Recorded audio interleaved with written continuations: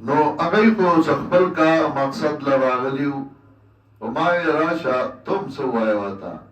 تپوسونه کول ما ورته تاسو نه یو تپوس کومه وی څه ما دو قسمه د مسلمانانو مقابل دي یو طرف ته هغه دي چې هغوی الله هم نه مني پیغمبر هم نه مني او بل طرف ته هغه دي چې هغوی الله هم مني او مخکیني پیغمبران هم مني زموږ پیغمبر نه مني یو طرف ته هغه دي چې هغوی داریه دي یعنی الله هم نه مني پیغمبر هم نه مني دین هم نه مني لکه چینیان او بل طرف ته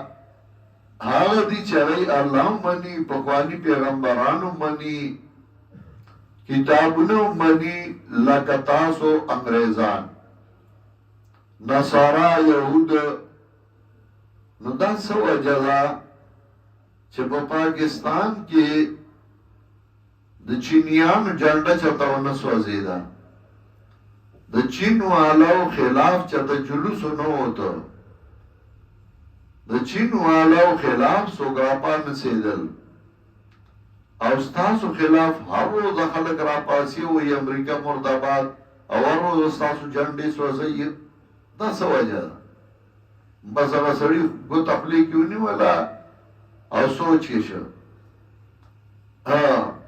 او یو ښه ساعت داسې په سوچ کې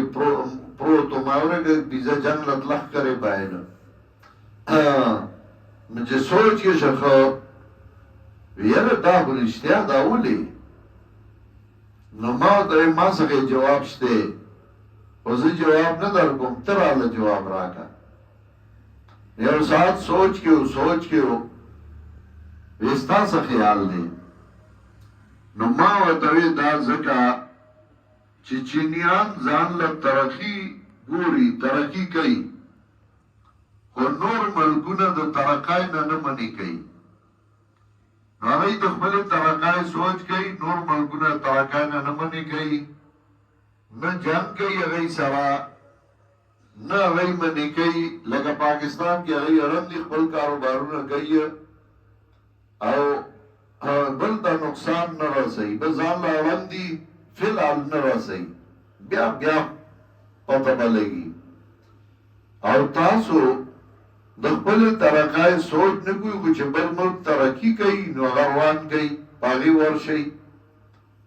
که عراق ترقي کوله ایټم بم یې جوړو نو صدام هم ووجه که لیبیا ترقي کوله او مخکې کېدل نو کرنل قذافي مواجه او عمل کوم روان کا او بل او بل نو تاسو بل نه پرېږدئ ترقۍ ته خپل هم پوره ونه کړه خپل معلوم خراب کړ دا د دې وجه نه د خلکو بدې شي ما تاروګې تیتلی هغه ملوزي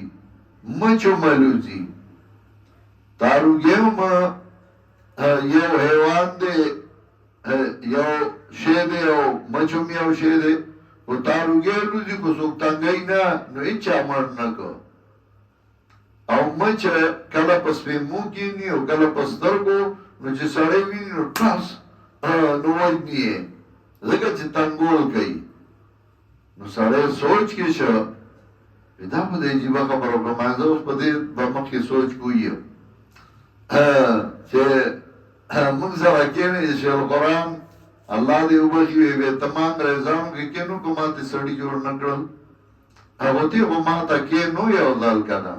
ما عزت ته راغلی سلوي وړی بس انشاءالله